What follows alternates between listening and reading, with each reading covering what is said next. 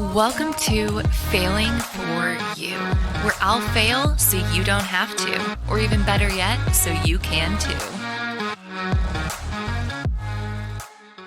Hello, everybody. Welcome back to another episode of Failing for You. It is me, your host, Jordan Yates, and today I am joined by Jacob Sanchez. Now, Jacob is a returning guest, and that is because we love him, and so of course we wanted him back.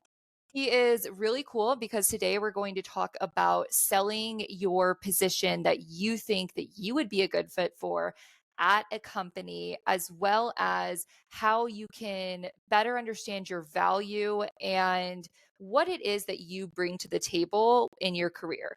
So, Jacob is going to be awesome to talk about this because he has a lot of industry awareness and is a next generation advocate for the skilled trades in our industry with 10 plus years of hands on experience in manufacturing and automation.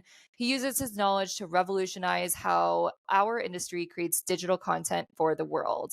He believes through education and creative thinking, we can reshape the image of our industry to the world. And he is awesome at helping companies in education and creative content plans based on action, and tries to help get people out of the meeting rooms and onto the shop floor to make things happen. Now, Jacob helped me out with a lot of that intro because, Such a Jacob mouthful. more creative than me and better at making words happen. So, Jacob, without further ado, say hello to everybody. Yeah, first of all, I am so glad to be back. Once I saw like the new logo that you had coming out and the revamp for season 2, I immediately was like, are we allowed to come back on? We've already been on the show. But real quick, before we get started, let's hear a quick message from our sponsors. Hi there, I'm David Turner from Process and Automation Specialists. In our world, process improvement isn't just a phrase, it's the key to unlocking efficiency in your operations. With over 20 years of hands-on experience in the heart of manufacturing plants, I've walked in your shoes, worked alongside teams like yours, and understand the ins and outs of your daily challenges. My journey from the plant floor to leading process solutions means I know exactly what it takes to elevate your operations. Interested in transforming your process efficiency with a partner who's been there? Let's connect on LinkedIn. Don't wait for the future of automation. Let's create it. Process and Automation Specialists, engineering efficiency together.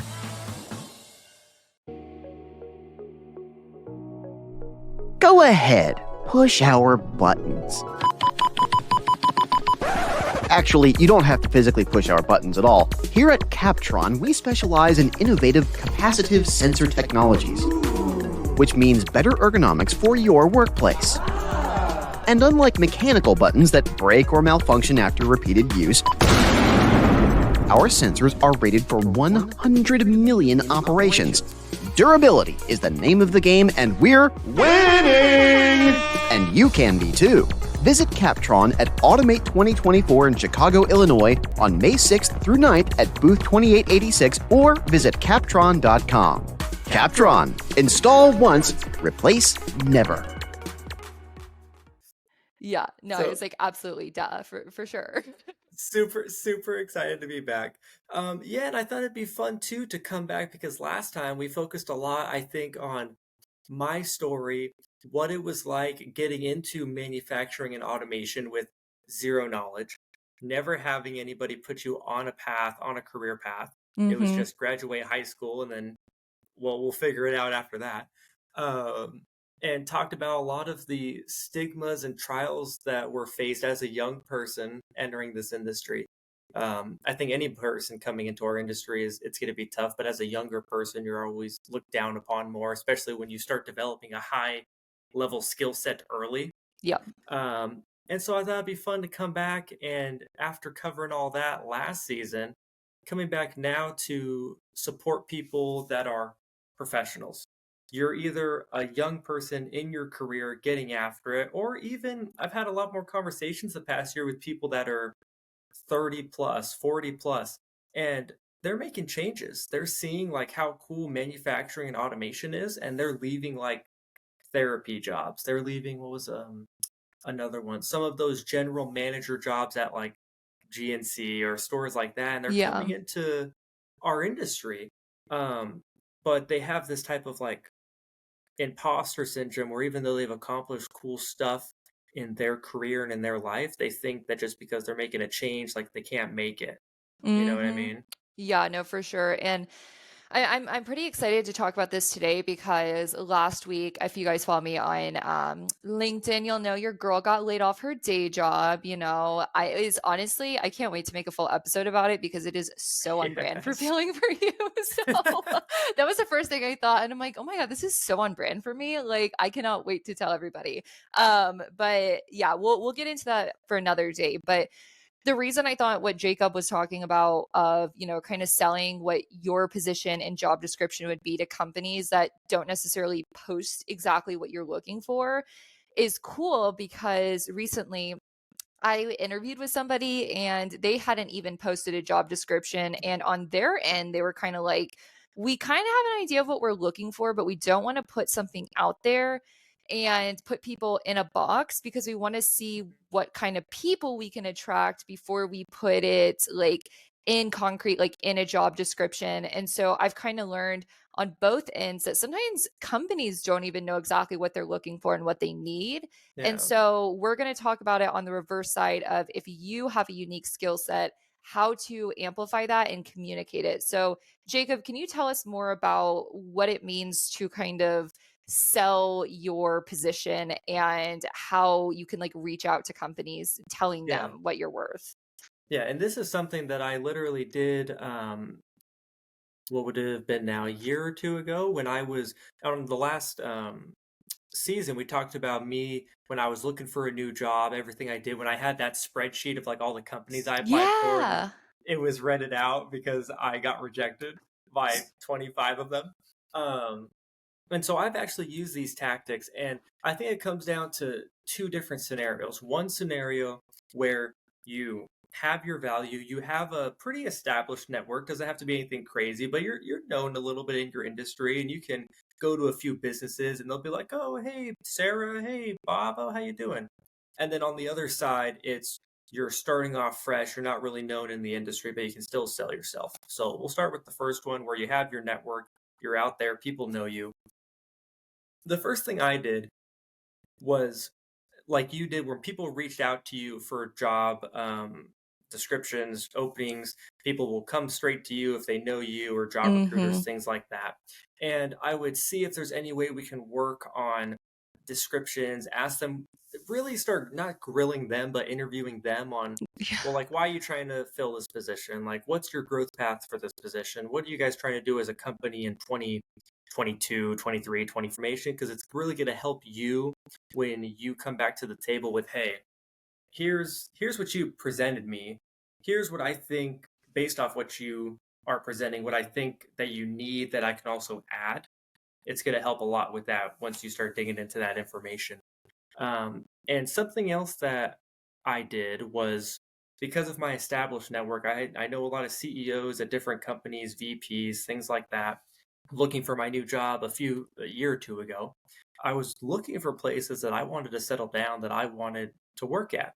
And if they didn't have a fit for me, I researched the heck out of them. I looked at people's posts, I looked at their company page, I looked at what they're doing, where they're going, and I just started like getting my wheels turning of like, well, why aren't they doing this?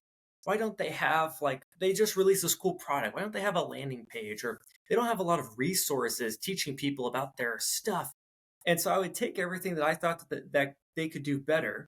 Doesn't mean I was right. It was just something I thought they could do better. And I Mhm. would put it on paper. And then I also supplemented that with what do I want to do? Like, what fun do I want to have?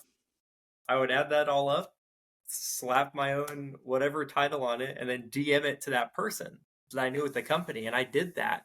And they called me 4 hours later. And they were like, when can we talk about this more? Like, this is great. And they one of the coolest things that I've heard twice from doing that now was we didn't even know we needed this. Like that's you're already bringing immediate value and you don't even have the job. Yeah. And you're already showing them things that they didn't know they needed. I think that's really powerful. Yeah, no, I absolutely agree. And something I wanted to kind of hammer in, and I'm literally going to mark this right here because I'm going to make a short with it later. And a point I want you to emphasize, Jacob, you can interview the company who is interviewing you. You have the right to know what you're getting into and to ask questions. Please just circle back to that and really like walk us through what it's like to interview the company that you're interviewing for. And it's honestly, I'll be honest, it's tough depending on the company, depending on the size, depending on the person that you're even talking to. You're going to get very different reactions. You can get somebody that's having a bad day and you're trying to ask them extra questions that's off of the script that they have set for this interview and set for themselves, and they'll get snippy. They'll give you short answers. And guess what? If they're doing that to you already in the interview process, you don't want to work there anyways. So don't sweat it. But when you have those people that actually give you the answers you're looking for, and don't be afraid to keep pressing. So like if you're like if you play that old game of, oh, what's the salary like for this position? And they say, oh, well, what are you looking for? Yes. And then usually you just say a number. Don't be afraid to like press back again until you start getting where you want the conversation to go, or until you hit that wall. But when it comes to some of the questions that I like to ask, I ask about what's your growth been like internally the past 3 years, 5 years. What's the turnover rate been? What's the projected size for this team? If you had your magic wand, what size would you want this team? Like, no matter what the company looks like in 5, 10, 20 years, what size do you want this team? I'll ask them about what partnerships did you do. It's like I'm interviewing. I got it because of all the stuff I do at First Robotics. Because I've been a judge there for 6 years, and I have to ask the kids questions about their robot, about their team, about the community outreach they do. I treat the companies and the interviews like I'm interviewing a team. Like, I want to know what makes you tick. I want to know what helps get your people out of bed in the morning, because if I'm going to be one of those people, I want to get out of bed in the morning. Yes. And like, that is so true, because I tell my friends this all the time. Like, I feel like there's so many things in the world that we stigmatize, like asking questions. And it's weird because typically interviewers like it. They see it as initiative. But that is the thing. Like, if you have to go do this job, if you get this job, you show up every day and this is your life now. Like, don't you want to know what your life would look like if you took it? If you ask both companies those questions, you can make a better informed decision that affects your daily life. And I feel like, yes, obviously talking about pay is important and people make it more awkward than it is. Typically my go-to is like, hey, what's your budget for this role? And they'll say, well, it's kind of a range based on experience. Like, what are you looking for? Know what you're looking for and say, hey, my expectation is X, but I'm willing to negotiate based on XYZ. And like, don't be afraid to say it, because at the end of the day, eventually, like, it's going to come up. And if you guys are in two completely different realms, and say they're offering 40 to 50K, but you need 100K, if they know that up front and you know that up front, then at least you won't be wasting each other's time moving forward if you guys aren't a good fit for each other. So that's why it's like, it's important to know not only if like you can get it, but if they can get you. So I absolutely agree. But it is hard once you interview if you don't know what you bring to the table and how to justify what you're asking for. So Jacob, I kind of want to shift into the next part where we talked about before, which is, how can you understand like what your quote unquote worth is in a professional sense? Like, we're not talking fully like, inside, unless you want to hit that side too, but just kind of understanding what your value is in a work sense. And then maybe if that is connected to like your human value, I just want to hear your thoughts there. No, personal or professional is a great place to start, especially here in America.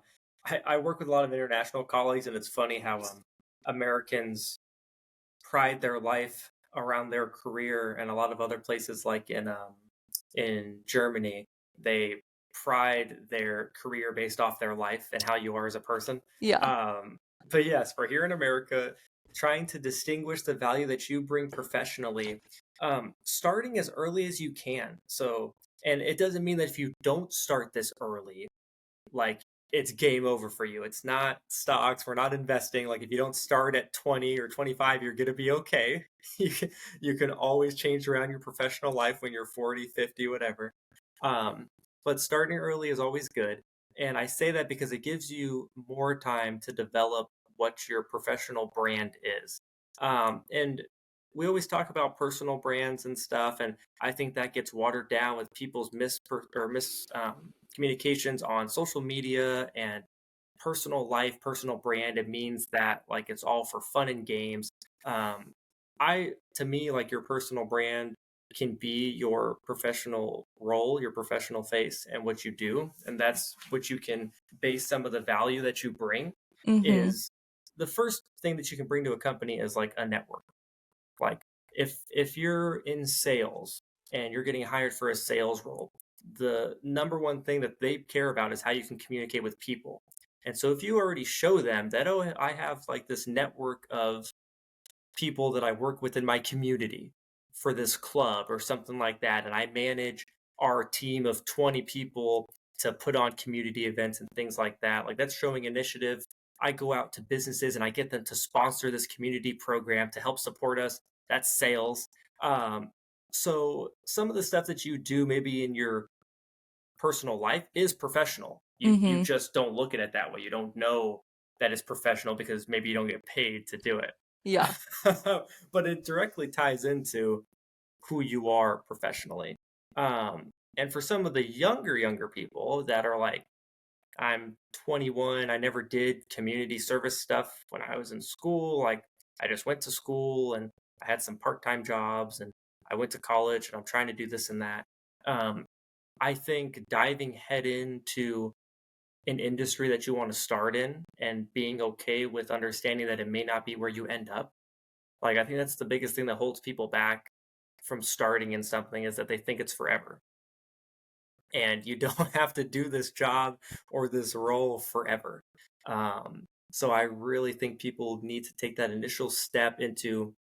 I think medical is really cool. I always wanted to be a doctor. I'm not going to be a doctor, but I think It's not medical too is cool. Like, late. I want to, I want to do something. So if that's your thought process, look up like medical events, look up medical groups on some of the social channels, and like start diving into that and getting involved because opportunity will pop up. Mm-hmm. And then you'll start having things to leverage against in your professional life, saying, oh, I joined this medical group and I've learned about X, Y, and Z. And especially if you can start speaking whatever industry's language you're going in, even that's a bonus in your Mm-hmm. professional development is learning the lingo. Like if you're a marketing person going into the food and beverage industry and you know some of the technical lingo, you're already more valuable. You never did the technical work, but you know the lingo. Yeah.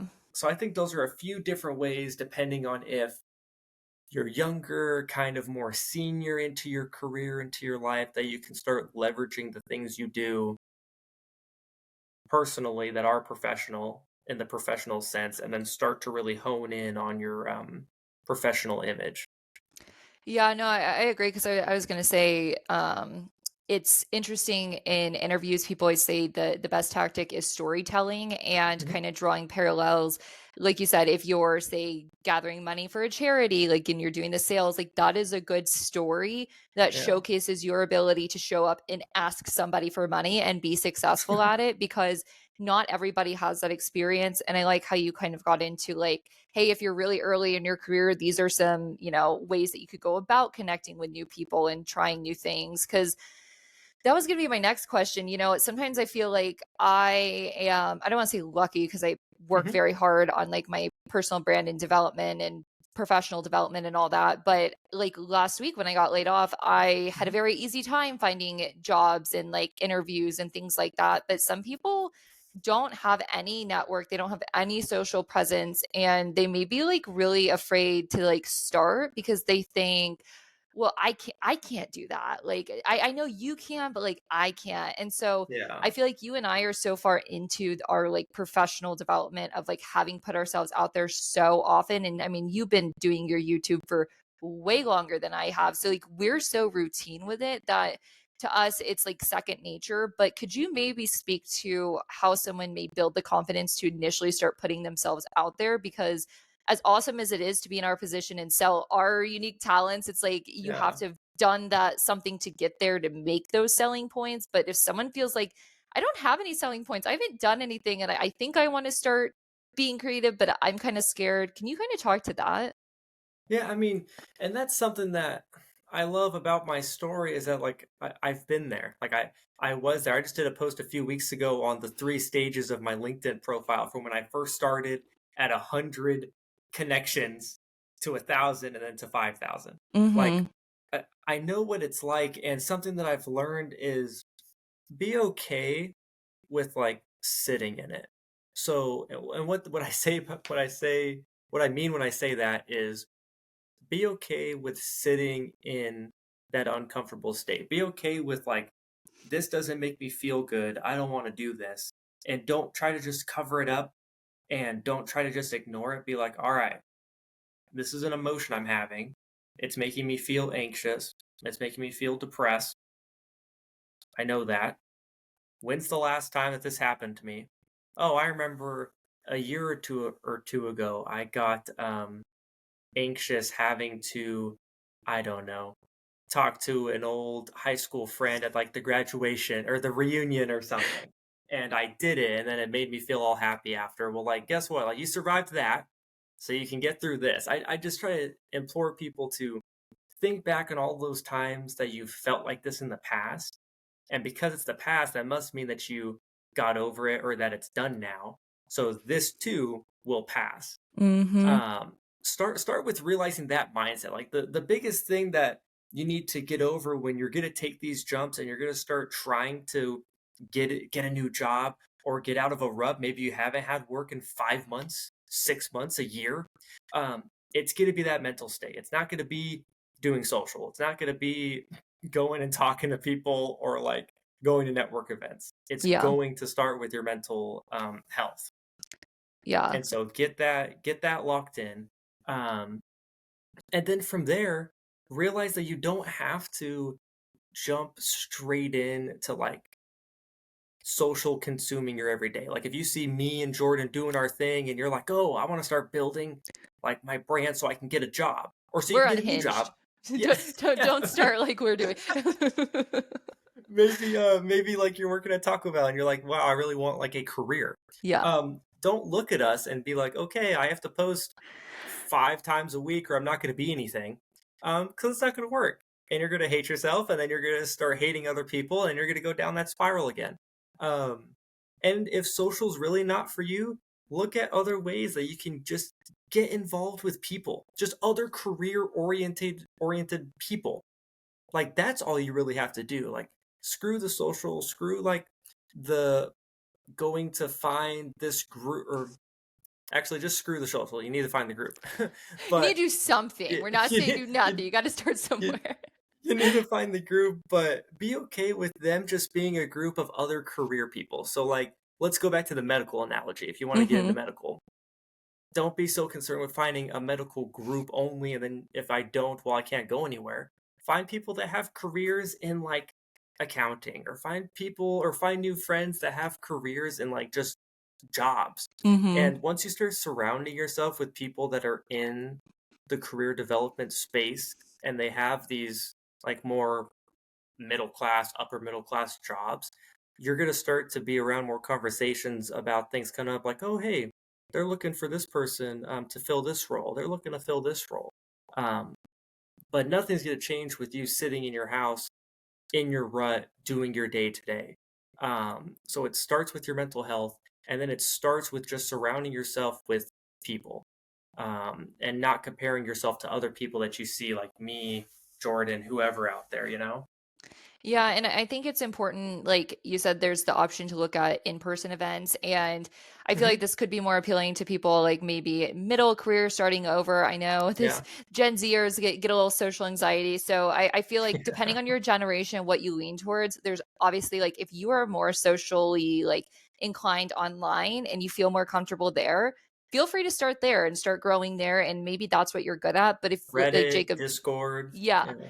like Jacob said, if you're more so like traditional and you don't like the online stuff as much, like if you go online and say like young professional events near me or Mhm. medical events near me. Like Eventbrite will show like in my area, like Houston Young Professionals or Energy Mhm. Professionals, or like there's so many groups that meet and they post all their meeting stuff online to where you can find these meetings that are usually free, and you just Yep. go, and it typically is like coffee, it's like a something casual, or it's a bar, and you can just show up and socialize. And if you're better in person than you are online, feel free to just like go to these things, see how it goes. And maybe you're like, oh gosh, like I didn't like that. Like, okay, try a different group. You know, sometimes people are weird, and maybe that's a vibe of the industry. Maybe that's just a weird group, but there's a lot of different routes to go.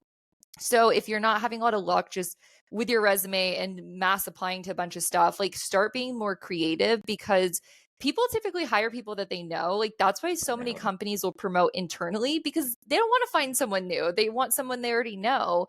And so if you exist in this person's life, even if you're just the guy that they had a beer with at an event one time, you Mhm. exist in their head now where you previously wouldn't have if you just stayed at home. So put yourself out there either on the internet or in person, but you have to do something if you want Yeah. to have a more unique pitch when you're selling yourself to a company, or else you do just blend in with everybody else. And the beauty of that is most people aren't taking that extra step. So if you do, then you can set yourself apart so easily. It doesn't take much. Most people are kind of lazy. So like just do Yeah. something.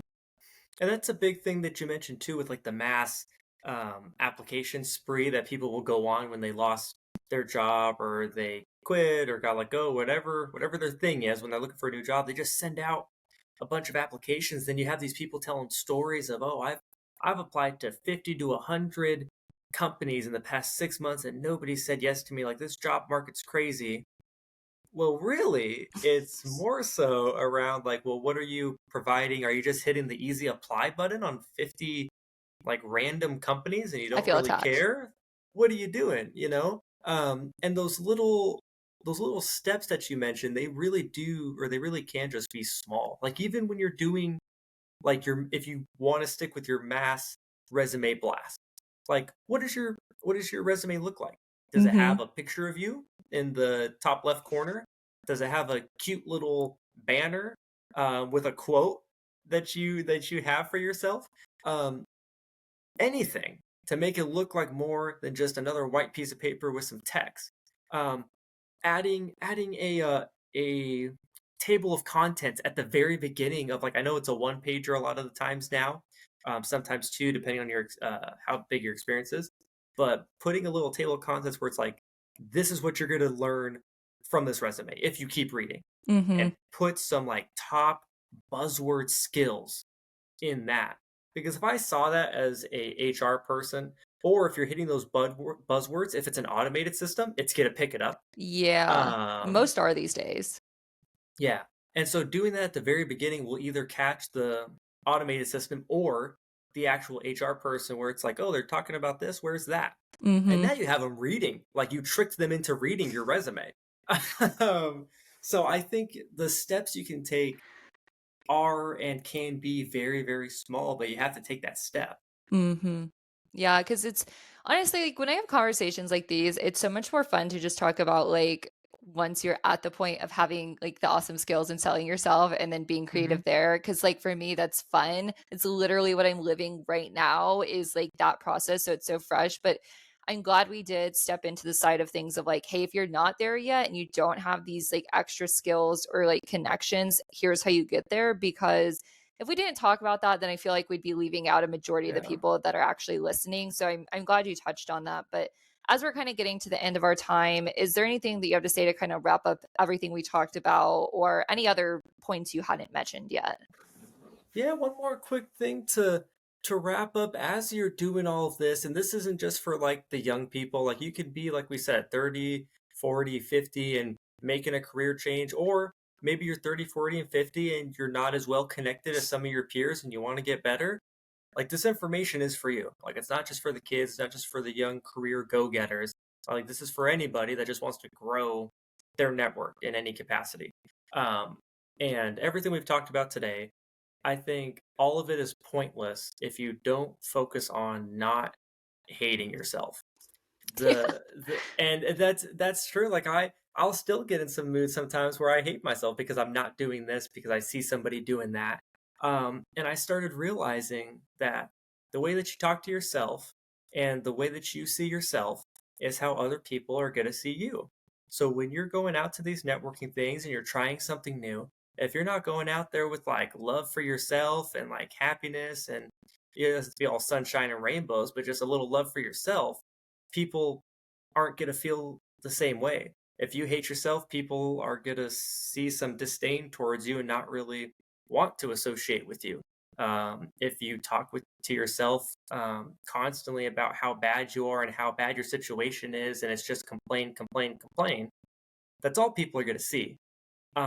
So everything we've talked about today really starts with your mental health. It starts with you not hating yourself, you talking to yourself with much more love. And it's going to show and it's going to grow, and people are going to be able to find out what you're passionate about and they're going to love you for it. Yeah, no, I think that's so true. Vibes are contagious. And if somebody is a walking bad vibe, you will be avoided like the plague. Like I could tell sometimes somebody is just like not having it. And I'm like, stay away from me. I'm feeling fragile today. Like if I come near you, I'm going to leave the situation depressed. So I'm Yeah. not going to associate. So I agree. Like guys, show up, be the person that you would want to be around. And Yeah. then you'll start attracting the right crowd. But Jacob, thank you so much for everything. I will put your LinkedIn and all your millions of things you do. TikTok, wow. Yeah. Okay, so you'll have to send me all the links for everything, and I'll put them below in the description so you guys can find Jacob. But yeah, that is all we have for today, guys. So thank you so much for listening / watching / vibing / having a great time. Sorry, speaking for all of you, but anyways, I'm your host Jordan Yates, and in the meantime, I'll be failing for you. See you next week.